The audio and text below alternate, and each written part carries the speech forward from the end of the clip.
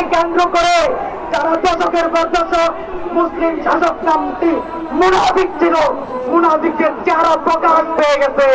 অচিরেই তারা ইতিহাসের আস্থা করে নিক্ষিপ্ত হবে ইনশাআল্লাহ। জনতা এবং বক্তব্য রাখবেন ইসলামের প্রধান সম্মানিত সভাপতি মুফতি ইকবাল কবির ফারুকী।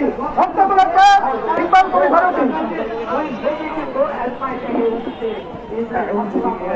الشيطان الرجيم ولا تقولوا لمن يقتل في سبيل الله أموات بل أحياء ولكن لا تشعرون মুজাহিদ হয় শহীদ মরে যায় না, তোমরা তাদের কবর মৃত বলো না।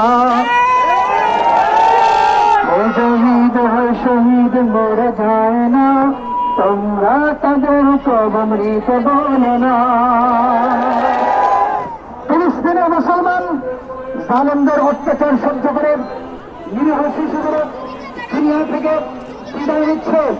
রব্বি কারীম বলেছেন এরা মরে নেই, এরা জীবিত, এরা শহীদ হয়েছেন। কথা বলেন ঠিক কিনা?